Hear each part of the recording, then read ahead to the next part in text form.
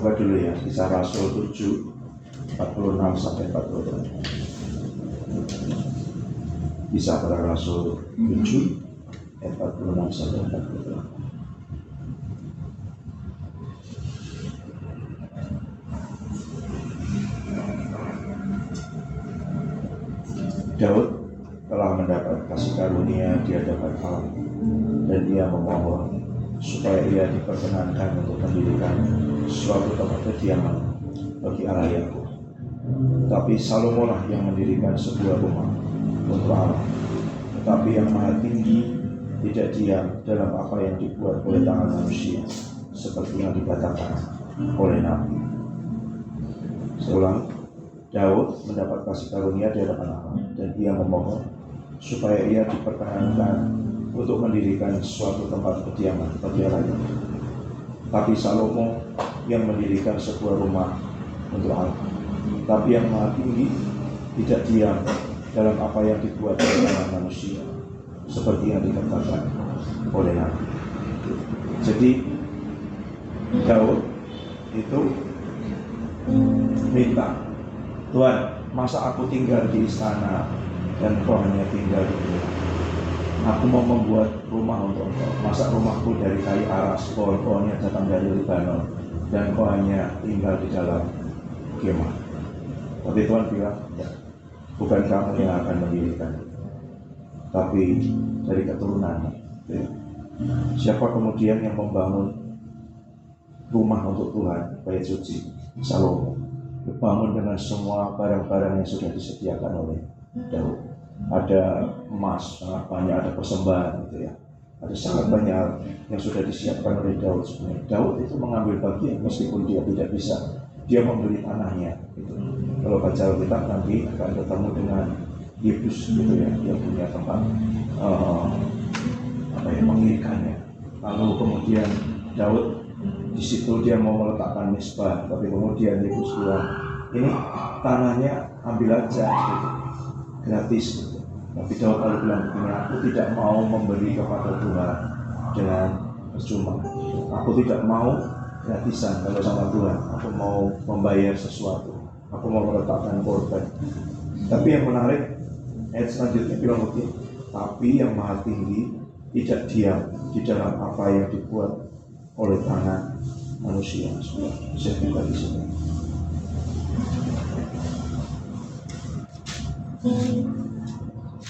Ayat yang ke-49, langit adalah tahtaku, bumi tumpuan kakiku. Rumah apa yang kamu akan dirikan bagiku? Demikian firman Tuhan. Tempat apa yang akan menjadi perhentianku? Bukan tanganku sendiri yang membuat semuanya. Tapi yang ajaib, waktu Salomo mentapiskan bait suci, Tuhan hadir di situ. Dan hadiratnya sangat kuat sampai orang-orang tidak tahan berdiri. Itu yang disebut sebagai kemuliaan Tuhan. Nah, waktu Tuhan hadir, ternyata kita sangat kuat itu kemuliaan Tuhan, gitu ya. Orang-orang sampai tidak tahan berdiri. Dikatakan imam-imam saja tidak bisa melayani. Ada waktu kita menyembah itu, firman Tuhan bilang begini ya, 2-3 orang berkumpul di dalam namaku, aku hadir. Berarti kalau kita berkumpul dalam nama Tuhan Yesus untuk apa? Untuk mungkin mau sharing, mau Bible study, mau pendalaman Alkitab, mau menyembah, mau komsel, Tuhan hadir. Tapi kalau kita menyembah Dia, meninggikan Dia, firman Tuhan bilang begini, Tuhan bertahta di atas pujian umatnya. Beda nggak hadir dengan bertahta? Beda, karena tahta itu tempat untuk raja. Berarti kalau kita memuji Dia, meninggikan Dia, Dia hadir sebagai raja. Kita menaruh tahta, membangun tahta untuk Dia. Tapi ada lagi yang terjadi ketika Salomo mentapiskan bait suci. Itu yang saya sering sebut sebagai Tuhan bukan hanya bertahta, Dia turun dari tahta sampai awan kemuliaannya turun, sampai yang lain tidak tahan berdiri, sampai tidak ada yang tahan berdiri, semua sudah tidak bisa karena Dia sendiri ada di situ. Yang memimpin pujian, yang khotbah, itu semua yang main musik sudah tidak bisa karena Tuhan sendiri hadir. Nah, itu yang yang harusnya menjadi kerinduan terbesar kita. Setiap kali kita datang ini, kita bukan hanya kumpul-kumpul. Ya kumpul-kumpul, ya kita berkumpul dalam nama Tuhan, Tuhan hadir, ya kan? Itu level di situ. Ada level di bawahnya lagi nggak? Ada, gitu. Karena Tuhan itu maha hadir, ya kan? Orang bilang, ngapain sih undang-undang Roh Kudus, datanglah Roh Kudus hadir di tengah kami, Tuhan hadir di tengah kami. Iya, dia memang maha hadir, tapi dia menyatakan kehadirannya itu hal yang berbeda. Karena itu apa yang dilakukan? Tinggikan dia, sembah, agungkan, puji dia, gitu. Dia akan bertahta jadi raja. Nah, setelah itu rindukan lebih lagi supaya raja itu melangkah turun dari tahta. Nah, ini yang Roh Kudus ajari ke saya tadi pagi, gitu ya. Gitu. Sebenarnya saya ngobrol dengan istri kemarin sampai malam, gitu ya. Sampai sekitar jam 12 itu. Bicara tentang nama yang Tuhan beri sejak sekitar tahun 2011-2012, gitu ya. Saya sudah bergumul beberapa waktu mau minta ganti nama. Karena saya merasa ini beda Tuhan. Sekarang yang Tuhan taruh di hati saya visinya beda. Gitu ya. Apa? Dulu dia kasih nama Oikos. Oikos itu artinya rumah dalam bahasa Yunani. Ayat yang saya dapat untuk menjadi dasar itu nggak usah dibuka. Di Lukas 5 ayat 27-32. Itu tentang Lewi, pemungut cukai. Itu dia kan pemungut cukai, jadi dia ada di rumah cukai. Kemudian Tuhan Yesus bilang, ikut aku. Dia ikut, dia tinggalkan itu semua. Lalu Tuhan Yesus mampir di rumahnya makan. Pemungut cukai makan dengan siapa? Teman-temannya. Pemungut cukai dong, ya kan? Ya. Kalau lihat di situ, supir driver Gojek ngobrolnya sama driver Gojek kan, gitu. Grab ya sama Grab, gitu ya. Tukang becak sendiri. Kalau di pasar sapi supir andong sendiri, supir elf sendiri, gitu ya. Itu kenapa? Ya orang itu punya oikosnya, punya lingkaran-lingkaran terdekatnya kita gitu. Kita sekarang ngomong orang itu punya teman satu frekuensi, ya kan gitu. Ngobrol nyambung atau enggak gitu. Satu frekuensi atau enggak gitu. Nah, waktu Tuhan Yesus memanggil pemungut cukai, ya kan? Yang bisa menjangkau pemungut cukai itu pemungut cukai, gitu ya. Nah, kami kenal dengan seorang coach basket salah satu tim IPL. Saya tanya kemarin, kamu di mana? Gitu ya. Kalau lagi nggak ada apa-ngapain, sinilah, mampir-mampir sini nyembah sama kami, gitu ya. Dia bilang, tunjukin foto dia sedang di Aceh, gitu. Loh, masuk ke Aceh, ya kan? Siapa yang bisa? Kita datang sebagai pendeta, saya mau penyembahan, sulit sekali, ya. Tapi dia sebagai seorang pelatih basket, dia bisa bikin pelatihan, dia bisa bikin training untuk itu, bisa melatih tim semuanya, itu. Dan dia bilang begini, sebenarnya kalau dia bikin pelatihan untuk sertifikasi atau apa semuanya, saya sebenarnya ngomong firman Tuhan. Saya mau ngomong apa aja kan boleh, karena saya pelatih. Dia ngomong, dia bisa KKR di lapangan, dia bisa KKR di tempat pelatihan yang orang lain yang bukan pelatih tidak bisa. Orang lain yang bukan pelatih di level itu tidak bisa. Siapa yang bisa? Dia. Gitu. Saya baru semalam tiba-tiba diingatkan satu orang yang kapan hari menemui saya selesai satu ibadah. Ternyata beliau seorang profesor, gitu ya.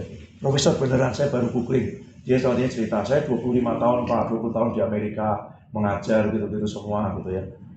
Ternyata semalam baru saya googling, profesor beneran di beberapa universitas di Amerika, dan sekarang kembali ke Indonesia. Ternyata saya lihat jadi penasihat dari lembaga ini, mendirikan lembaga ini, gitu ya, dan semuanya. Wow. Dan sekarang sedang belajar mengenal Roh Kudus. Hanya dia yang bisa ngomong ke orang-orang sains. Dia bidangnya computer science. Gitu. Orang-orang di bidang itu, karena dia dipercaya oleh Kemenristek. Gitu. Kemudian punya satu lembaga apa, kerjasama dengan Australia, kerjasama dengan apa di bidang-bidang itu. Tidak bisa orang lain, ya kan? Di bidang sains, di bidang IT itu, kecuali dia. ngomong bagaimana berjalan dengan Roh Kudus, ngomong memperkenalkan itu bisa. Itu yang namanya oikos sebenarnya, bukan merek gereja, bukan nama, itu bukan, itu visi yang Tuhan taruh itu. Jadi siapa yang bisa ngomong dengan profesor yang lain, siapa yang bisa ngomong orang saya, dia profesor itu nyuruh. Jadi nanti dia ngalami Roh Kudus luar biasa, dia berdoa buat mahasiswanya, emang mahasiswanya berani untuk nolak. Profesor itu nggak dikasih tanda tangan, ya kan, gitu. Saya kenal satu orang profesor di Inggris yang Tuhan pakai untuk meneguhkan saya waktu saya sedang bergumul menulis disertasi. Profesor computer science tiba-tiba datang waktu saya selesai ibadah gereja, datang dan cerita semua pengalamannya dengan Tuhan. Itu. Dan itu luar biasa. Dia bilang gini, mahasiswa saya dari India, dari China, dari mana-mana itu. Saya ajak berdoa, saya kenalkan Tuhan Yesus. Ya, mereka pasti mau saya profesornya. Gitu. Tidak berani nolak, ya kan, gitu. Saya ajari untuk berdoa. Suaminya ada persoalan, saya doakan. Ininya sakit, saya doakan semuanya. Siapa yang bisa? Dan dia juga bisa memberi pengaruh di bidangnya dia dengan menulis jurnal, publikasi, menerbitkan buku dengan semuanya. Dan waktu dia ditanya teman-temannya, kok kamu bisa punya ide begini? Bukan saya, Tuhan Yesus yang ngajari saya. Wow, itu luar biasa. Itu bersaksi kan di area yang orang lain tidak bisa. Nah, ada atlet, ada itu. Kemarin ada seorang pebisnis juga yang mulai ngalami sekitar 2-3 tahun ini berbisnis dengan pimpinan Roh Kudus, dan beda sekali cara berbisnis. Dan sekarang orang akan percaya. Kenapa? Karena di kantornya dia selalu dapat peringkat 3 besar, gitu. Dapat bonus, dapat apa semua capaiannya. Padahal orang lain lihat dia tidak kerja seperti orang lain, gitu. Orang lain juga heran, gitu. Dan mereka akan bertanya-tanya, kok bisa begitu? Nah, itu saatnya dia bersaksi, ya, saya berserah kepada Tuhan. Roh Kudus yang memimpin saya. Ada Roh Kudus yang bisa mengajari ini semua. Ada yang namanya roh hikmat dan wahyu dan semua itu. Apa ini? Setiap kita, Tuhan akan beri gitu ya, link komunitas. Kami melayani misalnya komunitas LGBT di Semarang. Siapa yang bisa masuk ke mereka? Itu mulainya dari satu anak itu apa ya, transgender kayaknya. Terus kemudian dia ngalami Tuhan, terus dia sama Tuhan, terus dia cerita dengan semua teman-teman yang lain gitu ya, bahwa dia punya seorang Bapak rohani yang mengasihi dia, yang sayang dengan dia, dan itu semua. Dan itu ngajak teman-temannya semua. Yang lain tidak bisa masuk ke dunia itu. Mereka punya bahasanya sendiri, mereka punya kosakatanya sendiri, mereka punya komunitasnya sendiri, yang seperti itu. Itu yang Tuhan beri sekitar berarti 11 tahun yang lalu, gitu ya, 2012. Kami mulai di Semarang. Orang di sebelah saya ini dulu belum jadi istri saya, gitu ya. Tapi saya nggak tahu kenapa dia mau ikut. Gitu. Kami kumpulnya hari ini di KFC, minggu depan di McD, minggu depan di Nul Vista, minggu depan di tempat yang lain. Kenapa? Di McD cukup beli es krim waktu itu 5.000, kita bisa PA terus tadi gitu. Kalau mau nyembah kami ke tempat karaoke, sewa kan. Orang di karaoke mabuk-mabuk nggak apa-apa, kita nyembah Tuhan bawa kita bebas lah gitu. Itu dong gitu. Iya, beberapa orang itu yang dilakukan gitu. Dengan beberapa teman membagi visi itu yang Tuhan taruh gitu. Nah, saya baru ngomong juga dengan dia semalam. Wah, kok ternyata aku senaif itu dan sebodoh itu ya 11 tahun yang lalu. Belum terlalu ngerti betul suara Roh Kudus pimpinan Tuhan, tapi dengan satu keyakinan saya mengundurkan diri dari pelayanan di satu gereja yang jemaatnya 4.000 ya. Melayani, semua dikasih, uang transportasi dikasih, uang koran, uang listrik, uang telepon, apalagi uang buku, uang cuti, semua, tempat tinggal, kendaraan, gitu ya. Nah, itu. Waktu itu salah satu mahasiswa saya tanya begini, Pak, Bapak pasti sudah yakin betul, ngerti apa rencana Tuhan buat hidup Bapak sehingga Bapak mengundurkan diri dari pelayanan di gereja ini. Karena semua orang lain pengen pelayanan di situ, Pak. Saya bilang, wah, kok saya nggak pernah kepikir itu ya? Saya bilang, untung kamu ngomongnya sekarang setelah saya mengundurkan diri. Coba sebelumnya mungkin saya mikir lagi nggak jadi mengundurkan diri, ya kan? Gitu. Ya, bersyukur gitu. Ini mahasiswa saya waktu itu dia sudah mengembalakan tapi studi lagi. Nah, saya baru ingat ya, iya ya, kok dulu senaif itu ya. Tapi Tuhan baik gitu ya. Saya belajar hidup dari iman. 1 tahun pertama sebelum saya berangkat ke Belanda itu tahun 2012 itu. Tuhan memberikan kepada saya setiap bulan itu jumlah yang sama dengan persembahan kasih yang saya terima dari gereja itu, dari sumber-sumber yang berbeda. Nah, saya baru belajar itu, hidup oleh iman. Belum ngerti gitu ya, tapi Tuhan masih, ini loh, ternyata hidup itu dari Tuhan, sumbernya itu bukan institusi, bukan organisasi. Nanti saya ajari gitu ya. Nanti kalau kamu sudah bekerja apapun, kalau kamu kerja di perusahaan, kalau kamu punya usaha sendiri, kalau kamu mengabdi di satu institusi, entah itu kalau kamu mengajar, universitas, sekolah, perusahaan apapun gitu ya, ingat sumbernya itu Tuhan, bukan perusahaan, bukan institusi, bukan universitas, bukan lembaga, bukan apapun, bukan. Sumbernya Tuhan. Tuhan memberkati kamu salah satunya lewat itu. Tapi dia bisa memberkati lewat yang lain, bisa. Burung gagak bisa dipakai, janda miskin bisa dipakai, bisa gitu. Sumbernya, asal hati kita ngerti sumbernya Tuhan. Kalau hati kita nggak ngerti, kita akan berharap, oh saya udah kerja kayak gini, cuma digaji segini gitu. Salah gitu. Kalau kamu kerja untuk Tuhan, melayani Tuhan, di bidang apapun, saya nggak bilang melayani Tuhan itu jadi pendeta, full timer gereja, bukan. Apapun nanti, gitu ya. Apapun, bahkan mulai dari sekarang sebenarnya, itu yang masih kuliah, yang masih itu, saya sedang melayani Tuhan, saya sedang melayani Raja di atas segala raja. Kamu akan dapat berkat dari Dia, itu yang kamu layani, yang kamu sembah itu. Bukan orang tuamu kalau sekarang masih jadi sumber. Itu hanya salah satu sarana saluran Tuhan. Kalau dari sana mapak, kalau kamu andalkan Tuhan, dia punya saluran yang lain. Tapi kalau yang kamu andalkan itu, ya itu aja. Kalau mampet kamu nangis-nangis gitu ya. Itu. Tuhan sumbernya, salurannya terserah dia pakai apa. Gitu. Bisa pakai orang tua, bisa pakai orang lain, bisa pakai tetangga, bisa pakai orang nggak dikenal, bisa. Bisa. Gitu. Nah, dari situ berjalan bertahun-tahun. Kami bertahun-tahun sangat kuat dengan yang namanya kasih, penerimaan, gitu ya. Itu beban yang Tuhan taruh di hati saya, visinya begini, melayani yang tidak terlayani. Ada anak-anak muda banyak punya pemikiran kritis, tapi setiap kali tanya sedikit di gereja langsung dihakimi, langsung dimarahi. Pakai celana robek sedikit diomongi, gitu ya. Bajunya nggak dimasukkan, kurang rapi, rambutnya agak panjang sedikit, selalu jadi masalah. Padahal masih punya kerinduan, akhirnya itu tidak membuat mereka tidak lagi mau datang. Itu yang Tuhan taruh di hati saya. Lalu Tuhan pertemukan dengan orang-orang yang punya hati yang sama. Yang satu diberi hati untuk melayani LGBT, orang-orang yang tidak terabaikan di pasar dan sebagainya, di jalan-jalan. Yang satu lagi melayani di kampung preman, gitu ya. Oh itu dulu setiap apa ya? Setiap minggu minimal satu kali tawuran dengan kampung lain. Gitu. Katanya kalau nggak berantem sama kampung lain badannya sakit semua, gitu ya. Karena kurang latihan, ya kan. Gitu. Jadi mereka pasti exercise, gitu ya. Kayak nge-gym itu, waduh, atlet itu sakit semua kalau nggak berantem. Gitu. Jadi didatengin polisi, diserang kampung lain dan sebagainya itu. Bayangin orang keleleran di jalan itu, mabuk di gang itu semuanya. Sampai mulai ada kegiatan positif dan semuanya berubah gitu. Dan pertemukan lagi dengan satu teman yang punya hati untuk Papua. Waktu itu dia belum S3, waktu itu dia sudah selesai S2, tapi sekarang dia sudah selesai S3. Dan Tuhan tetap kasih hati dia melayani Papua, gitu ya, melayani anak-anak Papua. Sudah 2 kali ke Papua, tapi akhirnya harus pulang kembali karena beberapa keadaan keluarga. Tapi Tuhan tetap kasih hati melayani orang-orang Papua. Sekarang Tuhan tambahkan, ada panti asuhan di Malang. Nanti kalau libur, bikin dong mission trip, layani adik-adik itu SMP, SMA, ada 25 anak, nginep di sana bisa naik bis gitu. Layani lah, bikin retreat 2 hari 1 malam gitu. Bikin KKR. Saya aja sama istri datang ke sana hanya untuk lihat, karena tiba-tiba panti asuhan ini namanya Oikos Shalom.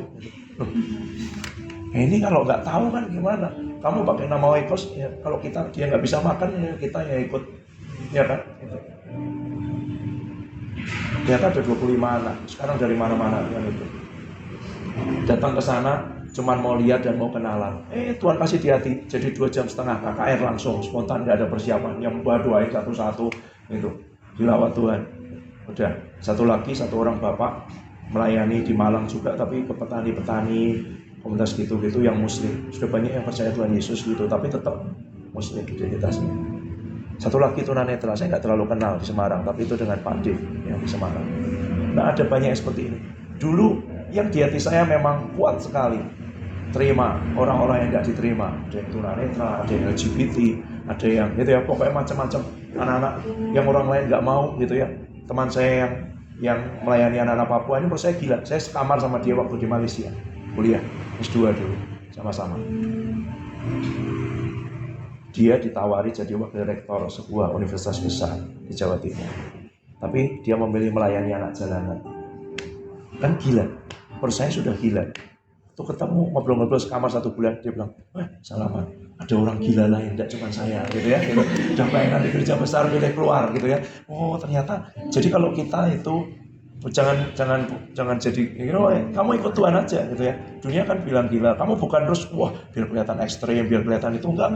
Kamu sedang mengikuti Tuhan, nanti Tuhan akan temukan orang-orang yang satu frekuensi juga, gitu ya. Saya nggak cari-cari, gitu. Tiba-tiba waktu itu dihubungi, ya memang saya sudah kenal, namanya Pak Div. Ini kapan suruh datang ke sini sharing, gitu ya. Gitu. Dia kehilangan penglihatan sejak tahun 2007.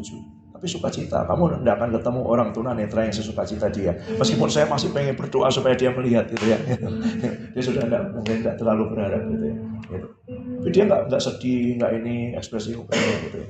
Nah sejak dia tidak bisa melihat itu, justru Tuhan taruh di hatinya untuk melayani banyak orang yang tidak terlayani. Dan tiba-tiba dia datangi saya tahun 2012, gitu. Ngobrol-ngobrol dan kemudian kami salaman. Saya masih ingat apa namanya selain Pizza Hut.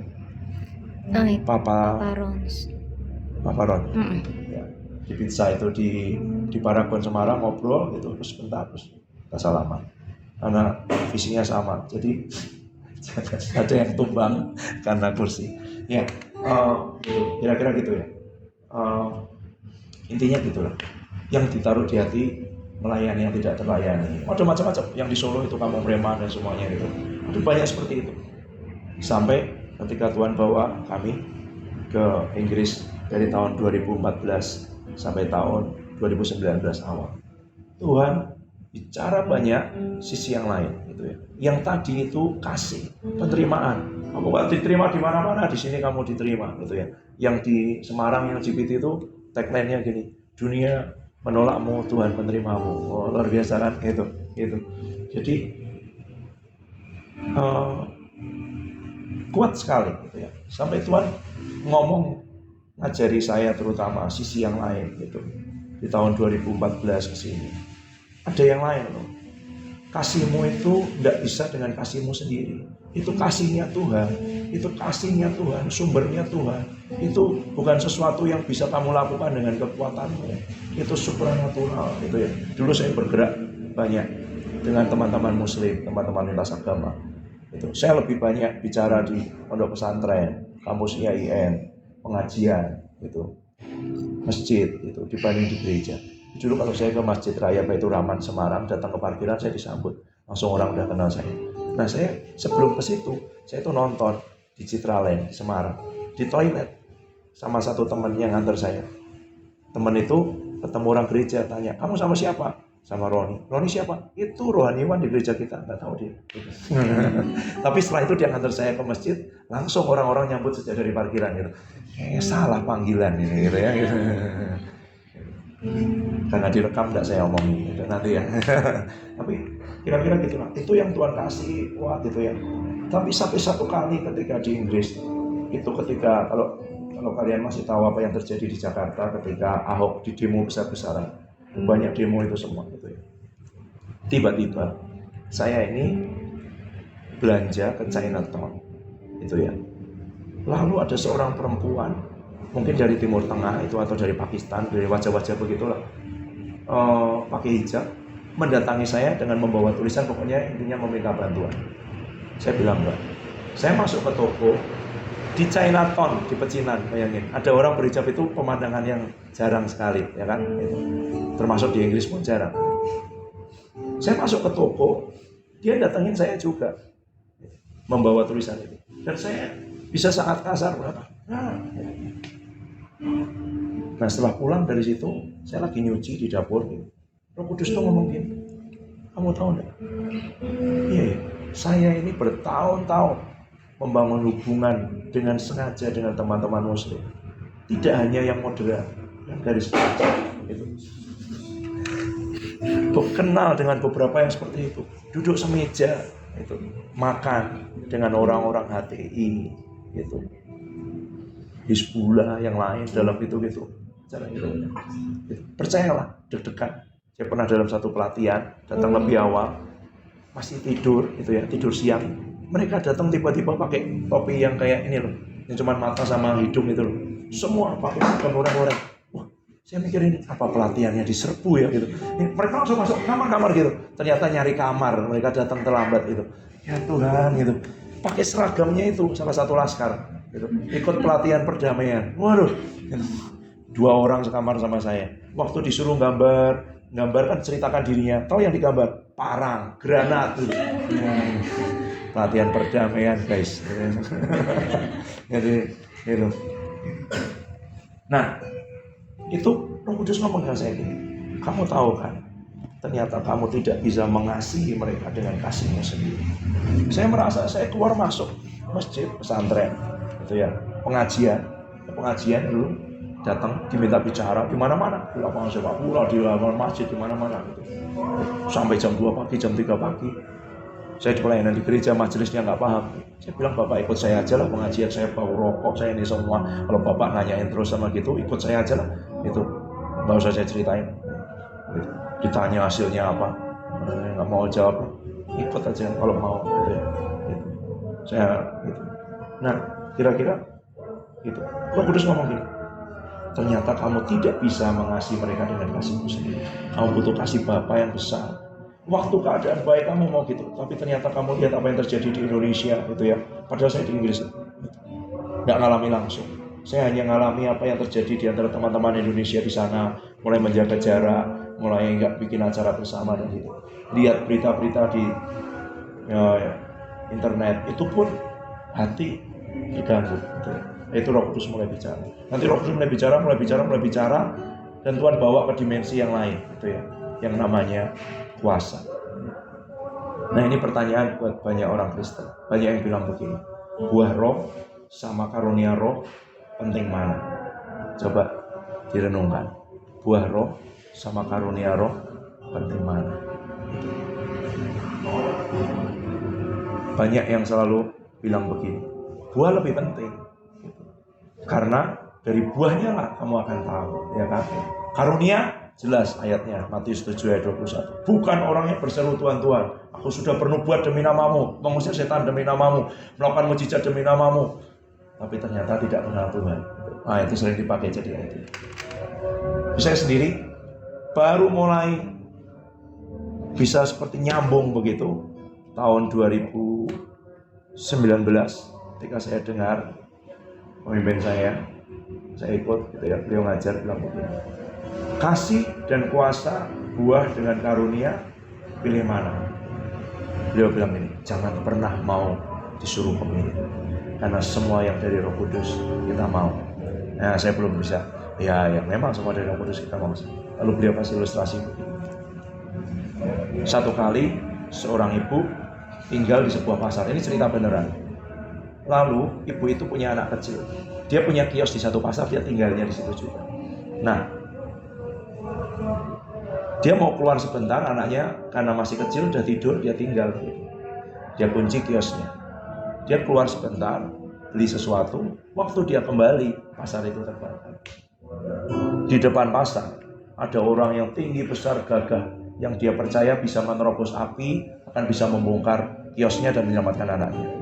Tapi karena orang itu hanya punya kekuatan, tidak punya kasih, dia bisa tapi dia tidak mau. Yang lain punya hati, mau nolong, tapi badannya kecil, tidak mungkin. Nerobos itu menghalang. Yang satu punya kasih, tidak punya kuasa, tidak berdaya juga. Jadi perlu dua-duanya, kasih dan kuasa.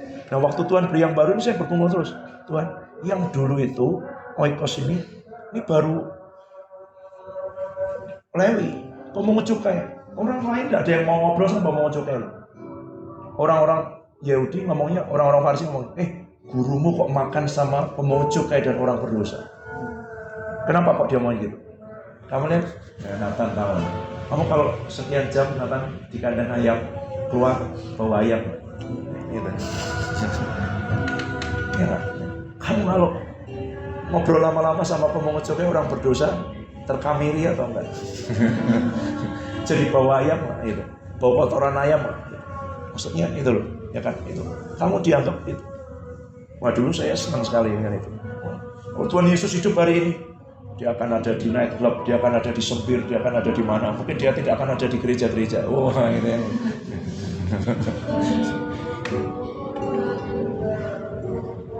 Ya iya sih. Tapi hari ini, baru pagi tadi, kemarin malam saya ngobrol, aku ini udah berdoa loh, tanya sama Tuhan, Tuhan, aku minta nama yang baru lah, dengan hati yang Tuhan taruh yang baru, untuk menyenangkan hatimu, untuk menghargai kehadiranmu, untuk itu semua. Itu. Baru tadi pagi dia beri itu. Enggak, bukan namanya yang baru, pengertiannya yang ditambah. Itu ya. Itu. Yang maha tinggi tidak diam di dalam apa yang dibuat oleh tangan manusia. Gitu. Salomo mendirikan sebuah rumah untuk Allah. Itu bahasa Yunaninya oikos. Baik. Rumah. Tapi yang maha tinggi tidak diam dalam apa yang dibuat manusia. Apa? Bahasa Yunaninya gini. Yang maha tinggi itu tidak tinggal permanen.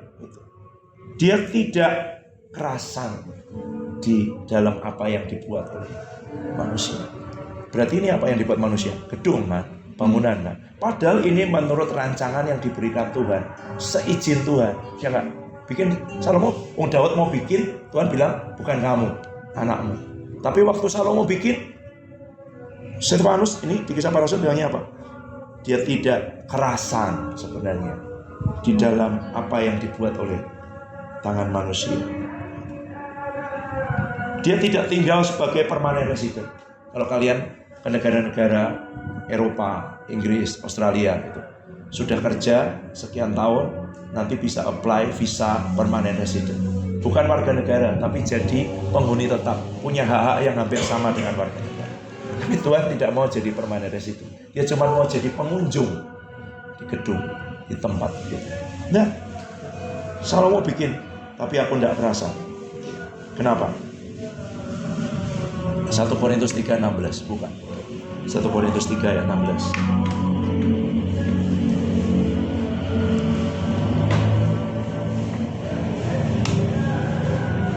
1 Korintus 3 ayat 16. Tidak tahukah kamu bahwa kamu adalah bait Allah, bahwa Roh Allah diam di dalam kamu? Apa itu? Tidak tahukah kamu bahwa Roh Allah itu kerasan di dalam kamu? Roh Allah itu at home. Ada house, ya kan? Rumah, bangunannya. Ada home. Itu orang-orang yang tinggal di dalamnya. Rumahnya bagus, rumahnya bersih, rumahnya tertata rapi. Tapi orangnya nggak saling ngomong, masuk kamar masing-masing. Orang datang ke situ dia tidak at home, dia tidak kerasa, dia tidak nyaman. Ada tempat sederhana, Amsal selalu bilang gitu ya, lebih baik gitu ya, lebih baik apa? Sepiring sayur daripada lembut, sepiring sayur dengan damai sejahtera daripada lembu tambun tapi dengan pertengkaran. Tapi itu belum yang maksimal. Yang maksimal itu lebih baik, paling baik lembu tambun dengan damai sejahtera gitu. Jangan udah apa-apa kita makan sayur asal kita damai rukun, bukan. Yang terbaik itu makan steak tapi rukun gitu loh, itu. Makan all you can eat rukun gitu. Enggak apa-apa lah kita oseng-oseng aja tapi rukun. Itu daripada makan steak tapi berantem terus gitu.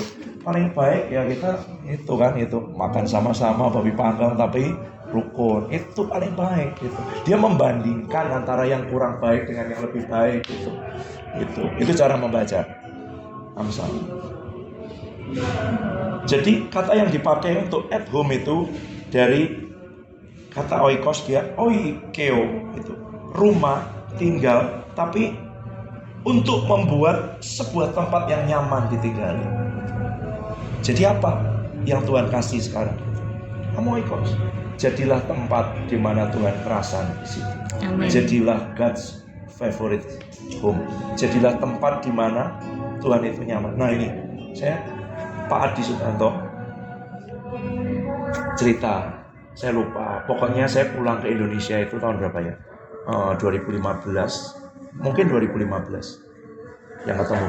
2015 ya untuk penelitian. Dia bilang gini, ini saya oleh-oleh waktu itu. Beliau bilang, dengar dari Pak Petrus aku. Ada oleh-oleh dari Pak Petrus. Saya dapat dari Pak Petrus aku. Tuhan itu punya tempat favorit di setiap kota. Sebagai orang yang belajar teologi, tapi mulai terbuka hatinya terhadap Roh Kudus dan semua, saya simpan di hati sambil bertanya, apa dasarnya? Kok Roh Kudus punya tempat favorit? Terus Pak Adi ngomong begini, ya menurut saya ada benarnya. Kenapa kok di tempat ini hadirat Tuhan kuat, di sana biasa? Di sini hadirat Tuhan sangat kuat, di sini mujizat banyak terjadi, di situ biasa. Dan saya simpan di hati. Saya pulang ke Inggris, saya masih bertanya, Tuhan beri saya dasar kebenaran untuk itu. Lalu saya baca satu buku, tulisannya Watchmeni, Manusia Rohani. Satu bagian itu dia ngomong begini, kalau kita percaya Tuhan Yesus, kita punya Roh Kudus nggak dalam diri kita? Punya, karena yang membuat kita percaya Tuhan Yesus itu Roh Kudus. Kalau kamu bisa ngaku Yesus Tuhan, memanggil Allah itu Bapa dan bukan Om, saya sering ngomong itu artinya kamu anaknya. Dan dari mana kamu bisa jadi anaknya? Karena roh anaknya diberikan pada kita. Berarti Roh Kudus sudah ada? Sudah. Kenapa kok Roh Kudus di dalam hidup orang itu dan orang itu beda? Seperti ini sih. Karena cara mereka memperlakukan dia beda. Seperti ada tamu, kamu diemin aja, kamu itu atau Bapak baru datang salah 3, sudah pernah belum suka ronde jago Pak? Gitu. Wah saya nggak suka minum panas-panas itu. Ronde jago enak banget Pak. Oh semua orang datang sini pasti minum ronde jago gitu. Nggak ada yang lain gitu. Tapi saya nggak suka minum ini. Oh tapi Bapak harus coba.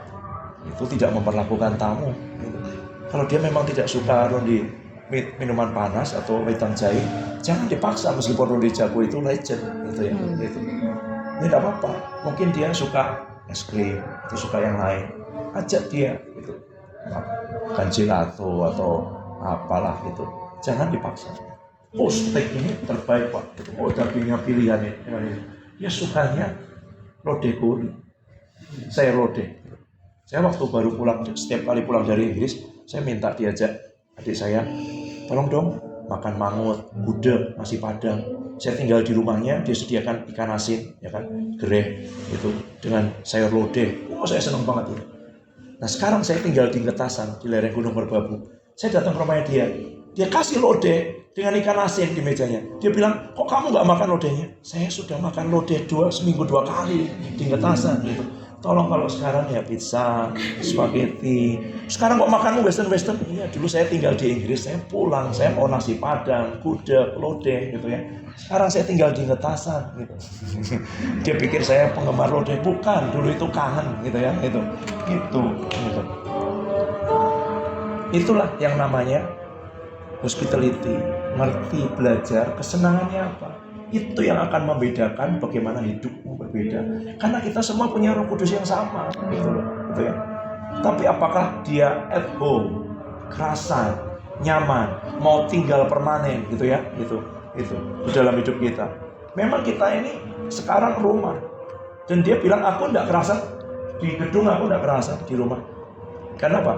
Tadi firman Tuhan bilang gini kan, dia yang Maha Tinggi tidak tinggal dalam apa yang dibuat tangan manusia. Kita ini tidak dibuat tangan manusia, ya kan?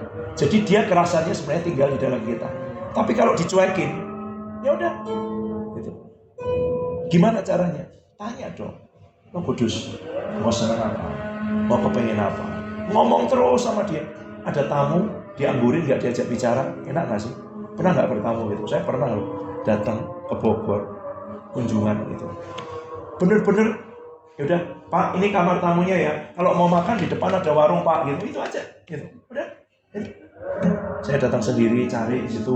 Apa ya ini ya? Udahlah, gitu. Makan itu saya udah situ. Nggak dikenalin, nggak ditemenin, nggak diapa. Gitu. Beda sekali dengan ketika setelah dari Bogor saya ke Bandung.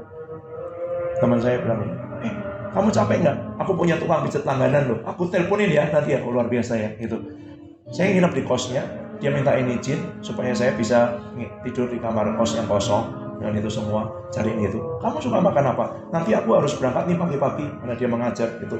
Kamu makan ini, nanti aku pesenin ya, dengan itu ya. Udah siap pokoknya, kamu udah itu udah ada nanti di depan pintu.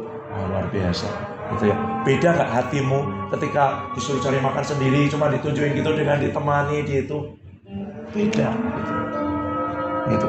Roh Kudus ada sekarang, tinggal gitu. Dan dia sebenarnya mau kerasa, tapi apakah itu tempat favorit atau bukan? Beberapa minggu lalu ya, saya ajak KDP dengan beberapa pergi ke lereng Gunung Lawu atau apa. Ada banyak kafe yang baru gitu. Tapi saya nggak ajak mereka ke kafe gitu ya. Bukan karena nggak ada uangnya. Tapi setiap kali saya pergi ke sana, saya pergi makan di tempat dulu saya makan biasanya itu selama 2 tahun itu waktu saya sekolah Alkitab di sana. Karena setiap hari makan di asrama itu, wow, luar biasa gitu ya. Luar biasa sekali. Kami diberi makan sayur gitu, hampir rasanya hambar gitu ya. Lauknya kerupuk terong kecil segini, kadang tahu, kadang tempe gitu ya. Masih bersyukurlah anak kos bisa milih sendiri gitu. Di ujung meja ada garam 1 toples. Hanya garam itu yang boleh ambil sepuasnya. Yang lain semua ditakar gitu ya. Garam boleh ambil sendiri gitu, tapi yang lain diambilin. Dari Rabu pagi saya masih ingat nasi putih, sambal kecap 1 sendok, disendokin juga. Terus dikasih kerupuk 1. Minggu pagi juga nasi, kecap manis, sambal kecap manis 1 sendok dengan tahu 1. Percayalah, saya di Inggris pun saya bikin sambal kecap, saya kasih 2 sendok ya. Pakai kerupuk, saya bilang ya, supaya saya ingat dari mana saya diambil Tuhan. Ya. Tuhan, ternyata nasi kecap enak juga ya. Aku tinggal di Inggris, aku makan nasi kecap enak karena nasi kecap pilihan, dulu nggak ada yang lain gitu. Makanya setiap jam keluar, saya pergilah gitu. Makan opor lah, makan nasi goreng lah, makan sop buntut lah, makan sate kambing ke pasar gitu. Pokoknya gitu. Kemarin saya makanan itu setelah saya makan sekarang rasanya biasa. Tapi dulu tahun 21 tahun yang lalu lah ya. 21 tahun yang lalu kayaknya enak banget nih, makanan paling enak di dunia cuman ini. Jadi waktu saya makan di situ, apa yang saya makan rasanya bukan memorinya. Apakah dia kepengen terus di situ karena dia punya memori dengan aku? Tuhan cuma ngomong gini, aku akan membangun kembali pondok Daud yang sudah roboh. Daud itu tidak bangun bait suci. Musa bikin tabernakel, wah lengkap banget, tutupnya itu kulit lumba-lumba, kain kirmisi, kain apa, kain ungu ya kan, lapisan-lapisannya, wah keren, semua bahannya diukur persis gitu.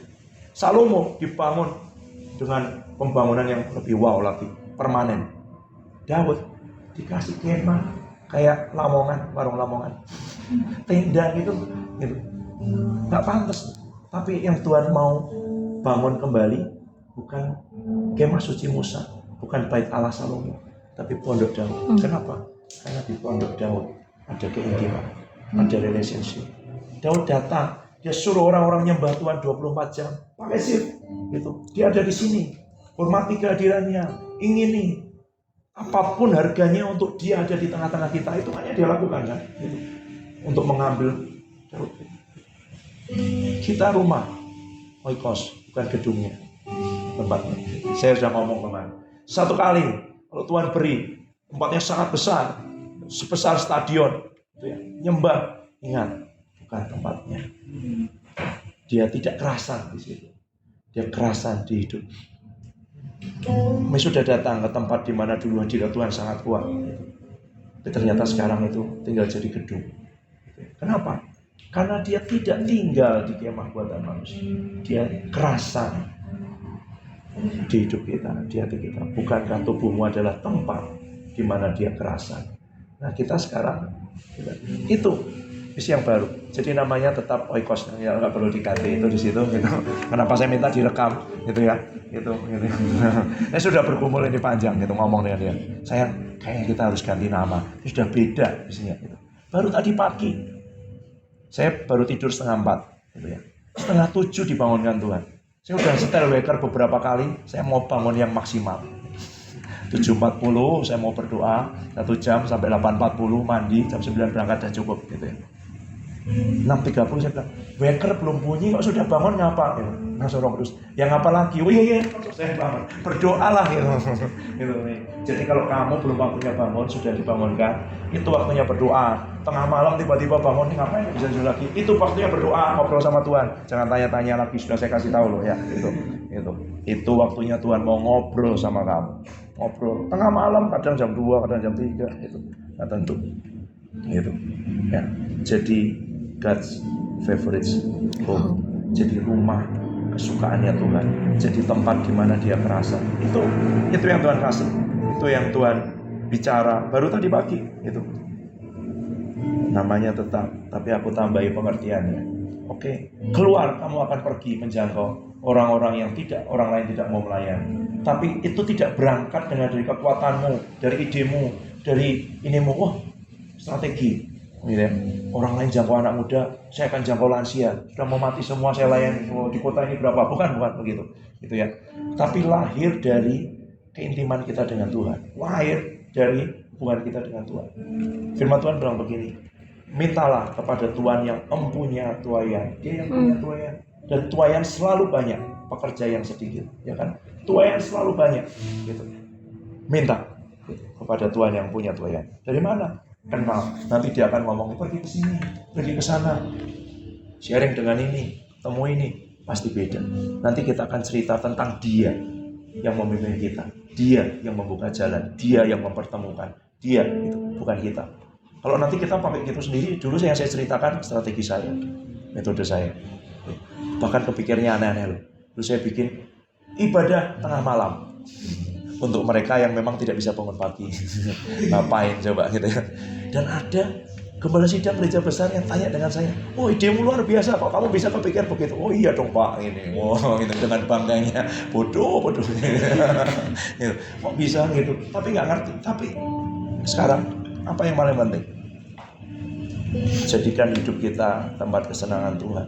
Kalau kita berkumpul bersama begini, kita sedang menyembah Tuhan secara korporat. Itu berbeda. Pak Adi ngajarin ini. Kalau kita sendiri, Tuhan tidak bisa di tengah-tengah. Dia di tengah siapa? Kalau kamu berdua, nah ini kami di tengah-tengah, saya dengan Mega. Karena berdua, kalau bertiga dia bisa tengah. Kalau saya sendiri, dia di tengah-tengahnya siapa? Kata Pak Adi gitu. Jadi harus ada fellowship, persekutuan. Dan saya dapat konfirmasi, apakah harus hari Minggu Tuhan? Dulu saya mau hari lain aja lah gitu, biar netral gitu ya. Enggak, Minggu itu Paskah. Minggu itu hari kebangkitan, Minggu itu hari kemenangan, Minggu itu hari perayaan, gitu. Karena itu bapak-bapak gereja selalu ngomong gini, kalau kita menyembah Dia di hari Minggu, kita sedang merayakan Paskah setiap minggu, kita sedang merayakan kemenangannya, kita sedang mendeklarasikan kemenangannya atas maut, atas kutuk, atas dosa, atas kelemahan, atas sakit penyakit, atas semua kemiskinan, atas apapun yang ada di masa lalu yang sudah dicuri iblis dari hidup kita. Kita sedang memperkatakan kemenangan Tuhan atas itu semua, gitu ya. Gitu. Makanya lagunya tentang Dia, kemenangan itu semua. Gitu. Karena ini kemenangannya Dia, gitu ya. Itu sih, itu ya. Jadi harinya Minggu. Kemarin karena ditanya, ini apakah kenapa ya gitu. Saya kalau dipilih mungkin pilih Jumat atau Kamis gitu ya, supaya itu udah. Gitu. Ya.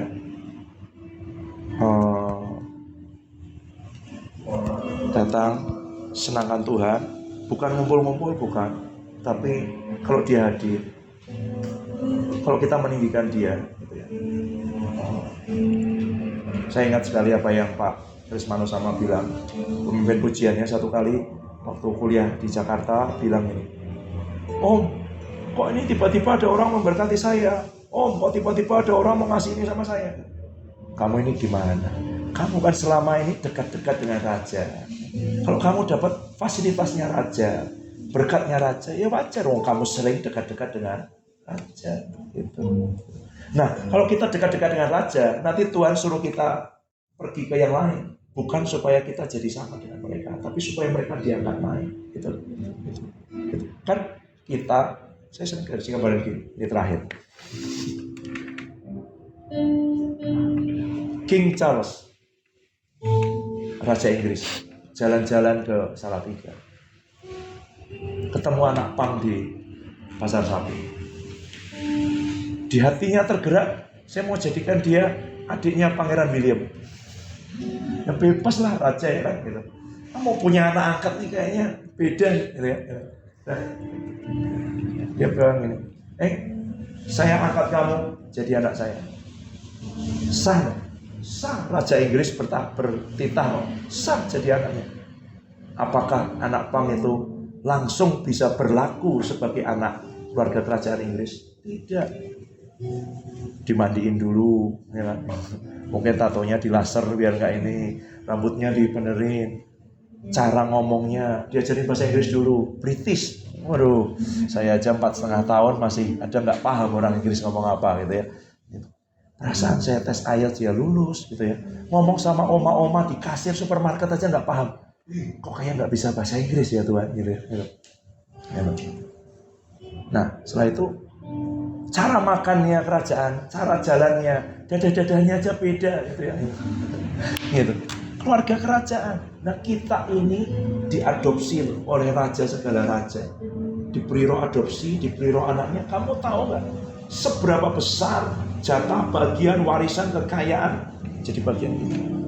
Oh ini saya jadi ingat satu lagi udah jadi terakhir. Oikos itu artinya rumah, tapi juga keluarga, tapi juga garis keturunan, tapi juga warisan. Jadi kalau kita dikasih oikos, dikasih nama itu, kamu harus tahu garis keturunan ilahi yang Tuhan turunkan dalam hidupmu itu dari siapa? Warisan-warisan apa yang bisa kamu terima? Jatah-jatah apa? Gitu. Siapa orang yang Tuhan taruh di atasmu? Siapa otoritas rohani yang Tuhan taruh di atasmu? Gitu ya. Rasul Paulus bilang gini, kamu punya banyak pengajar, tapi hanya aku yang jadi bapamu di dalam Tuhan. Gitu ya. Itu harus ngerti. Kalau enggak, gitu. Ya kita sudah di dalam Tuhan, tapi kayak yatim piatu terus, gitu ya. Merasa kurang, merasa ini semua. Gitu. Kenapa? Mulai dari awal lagi, karena tidak dapat warisan. Warisan-warisan rohani turun dari generasi ke generasi. Banyak orang mulai lagi dari awal. Itu hal yang baru yang juga. Ternyata oikos itu juga garis keturunan.